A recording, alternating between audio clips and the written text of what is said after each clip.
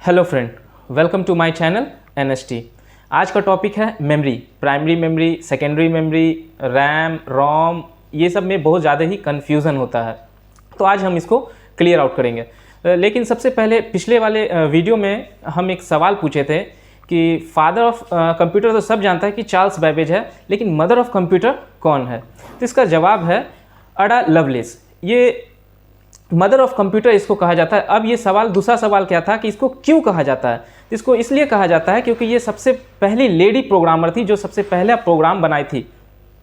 चलिए तो आगे बढ़ते हैं मेमोरी के बारे में। मेमोरी मेन दो तरीके का होता है, एक होता है प्राइमरी मेमोरी, एक होता है secondary memory. Secondary memory main है स्टोरेज मेमोरी की तरह का काम करता है और प्राइमरी रनिंग टाइम में काम करता है। जैसे कि अगर कोई दुकानदार कोई सामान रखता है तो वो कहाँ रखेगा? अपना गोदाम में रखता है, लेकिन जब उसको बेचना होता है तो वो क्या करता है कि गोदाम से उठा के लेके आता है शोरूम में। उसी तरह कंप्यूटर मेमोरी में भी एक शोरूम है और एक गोदाम है। जैसे सेकेंडरी मेमोरी देखिएगा तो सेकेंडरी मेमोरी कंप्यूटर का गोदाम है और जो प्राइमरी मेमोरी है वो उसका शोरूम है कंप्यूटर का। जैसे कि कोई भी अगर हम सॉफ्टवेयर इंस्टॉल करते हैं तो वो सॉफ्टवेयर मेनली रहता है आपका सेकेंडरी डिवाइस में, लेकिन जब उस सॉफ्टवेयर को हम खोलते हैं तो वो सबसे पहले जाके कॉपी होके जाता है रैम में। हमेशा वो रैम में नहीं रहता है। रैम का एक खासियत क्या है कि अगर उसमें से बिजली जाता है तो रैम का जो मेमोरी है इरेज हो जाता है। तो इसका फ़ायदा क्या है? हम बोले खासियत, देखिए जैसे कि 2 GB का रैम है, हम एक सॉफ्टवेयर ओपन किए, कोई भी नॉर्मल सॉफ्टवेयर ओपन किए 500 MB का, फिर 500 MB का, फिर 500 MB का, तो इससे क्या हुआ कि रैम मेरा फुल होते गया। अब क्या हुआ कि अब जब हैंग करने लगता है मोबाइल तो मेरे पास एक ही ऑप्शन बचता है, क्या? रीस्टार्ट करने का। जब हम रीस्टार्ट करते हैं तो क्या होता है कि रैम से बिजली कट आउट होता है। जब रैम से बिजली कट आउट हुआ तो इसका मतलब कि उसका सारा डेटा इरेज हुआ। अब बोलिएगा तो मेरा सारा डेटा लॉस हो गया। नहीं, सॉफ्टवेयर जो था आपका मेनली कहां पर था? सेकेंडरी डिवाइस में। यहां बस डिलीट हुआ कहां से? रैम से, और दोबारा तुम्हारा रैम चलना चालू हो जाता है। इसको हम रिलेट करते हैं अपना ह्यूमन लाइफ में। जैसे कि अगर हम कहीं पढ़ने के लिए बैठते हैं, रात में पढ़ रहे हैं व्हाट इज केमिकल प्रोसेस, जो भी हम पढ़ते रहते हैं, बीच में एक डिस्ट्रैक्शन कॉल आ जाता है, बाबू सोना टोना या फिर पबजी या फ्री फायर खेलने हम निकल जाते हैं।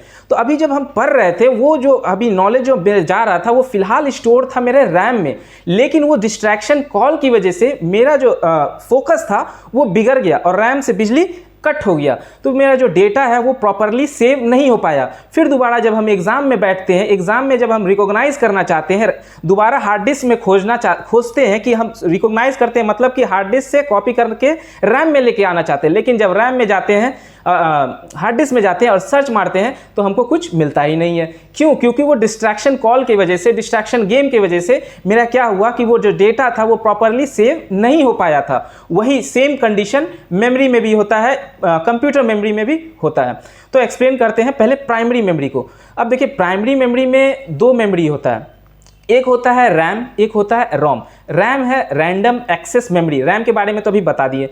अब आता है रोम, रीड ओनली मेमोरी। इसका नाम से ही मतलब पता चलता है कि इस मेमोरी में बस हम लोग पढ़ सकते हैं, इसमें ना ही कुछ लिख सकते हैं ना ही डिलीट कर सकते हैं। अब बोलिएगा कि लिख क्यों नहीं सकते? तो लिख उस वक्त सकते हैं जिस वक्त ये बनता है। रैम उसी रोम में उसी वक्त लिख दिया जाता है जिस वक्त कंप्यूटर बनता है, मैन्युफैक्चर होता है। तो उसमें क्या लिखा जाता है? तो फर्मवेयर वर्जन, उसका iOS और उसका IMI नंबर, ये सब टोटल इन्फॉर्मेशन जो इरेज ना हो सके वो सब रोम में डाल दिया जाता है। अब बोलिए ह्यूमन लाइफ में भी कहाँ आता है फिर रोम? तो ह्यूमन लाइफ में भी रोम है। जैसे कि जिस वक्त हम लोग को बनाया जाता है, हम लोग के अंदर फीलिंग्स डाला जाता है। तो फीलिंग्स, जैसे कि अगर हमको कोई मारेगा तो हम तो हंसेंगे नहीं, क्या करेंगे? रोएंगे ही। तो ये ऑटोमेटिक आता है। अगर हमको कोई यहाँ हिट करेगा हम तो यहाँ रब नहीं करेंगे, हम यहीं रब करेंगे, ये ऑटोमेटिक आता है। अब बोलिएगा कि पागल को अगर मारेंगे तो वो हंसता है, तो ये डिफेक्टिव चीज़ हुआ। तो ये डिफेक्टिव सब चीज़ में आता है, ये कंप्यूटर में भी डिफेक्टिव आता है। तो ये रोम बस एक तरह का मेमोरी है और ये फास्ट होता है, रैम से थोड़ा सा फास्ट भी होता है, लो कंजप्शन ऑफ पावर होता है। ये हुआ आपका रैम, रोम और सेकेंडरी मेमोरी। सेकेंडरी मेमोरी में तुम्हारा हार्ड डिस्क हो गया, SSD हो गया, पेन ड्राइव हो गया, CD हो गया, DVD हो गया, ये टोटल आपका क्या है? ये सेकेंडरी डिवाइस है। रैम में यहाँ देखोगे स्क्रीन में 2 ऑप्शन एक और आ रहा है, SRAM एंड DRAM। SRAM का फुल फॉर्म होता है स्टैटिक रैम और DRAM का फुल फॉर्म होता है डायनेमिक रैम।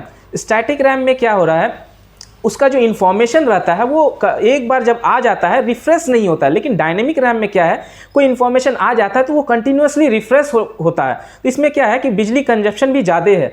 और एस रैम क्या है कि डी रैम से बहुत ही फास्ट या बहुत ही कॉस्टली भी होता है। तो ये एस रैम यूज़ कहाँ होता है ये अभी बताते हैं। ये कैश मेमोरी में यूज़ होता है, ये नॉर्मल रैम नहीं है, ये कैश मेमोरी में इस्तेमाल करते हैं। अब यहाँ आ गया एक अलग मेमोरी, कैश मेमोरी, इसके बारे में भी बता रहे हैं। फिलहाल यहाँ तक तो कोई कन्फ्यूज़न नहीं लग रहा होगा।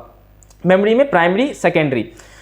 अब आता है एक कैश मेमोरी। ये क्या है कि ये मेन मेमोरी का सहायक मेमोरी है, कैश मेमोरी। जैसे कि अगर हम किसी एग्ज़ाम में तैयारी करते हैं, देखते हैं कि बार बार जो चीज़ हमको याद नहीं हो रहा है तो हम लोग क्या करते हैं, चिट बना लेते हैं। और एग्ज़ाम में बैठते हैं तो क्या करते हैं, तुरंत, मतलब हमको रिकॉग्नाइज करने का ज़रूरत नहीं पड़ता है, तुरंत एकदम चिट से लिख लेते हैं। तो वही काम करता है कैश मेमोरी कंप्यूटर में भी।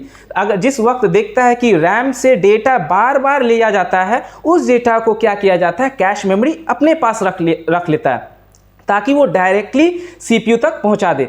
तो देखो यहाँ ऑप्शन यहाँ देख रहे होगे, मेमोरी में L1 और L2 दो तरह का कैश है। तो एक कैश जो होता है वो तुम्हारा सीपीयू के अंदर ही रहता है, रजिस्टर टाइप का, वो L2 से ज़्यादा स्पीड रहता है। और L2 कहाँ रहता है, सीपीयू और रैम के बीच में रहता है। L2 मतलब cache memory, L2 cache memory. अब देखो यही L2 कैश मेमोरी ये तुम्हारा S रैम का इस्तेमाल करता है और ये तुम्हारा GB तक नहीं जाता है, ये तुम्हारा किस में रहता है, MB में ही रहता है, KB में रहता है। तो ये बहुत ही ये रहता है। अब जब भी कंप्यूटर लेने जाओ तो बस रैम मत देखो, वो देखो कि तुम्हारा कैश मेमोरी भी कितना दिया। जितना कैश मेमोरी रहेगा उतना ज़्यादा स्पीड कंप्यूटर तुम्हारा काम करेगा। यहाँ तक तो कोई कन्फ्यूज़न नहीं लग रहा है। और आज का वीडियो हम यहीं समाप्त करते हैं। टोटल का टोटल कन्फ्यूज़न जो है वो दूर ही हो गया होगा। अगर आपको ये वीडियो अच्छा लगा हो तो नीचे दिए गए सब्सक्राइब बटन को ज़रूर क्लिक करें और लाइक बटन को हिट ज़रूर करें।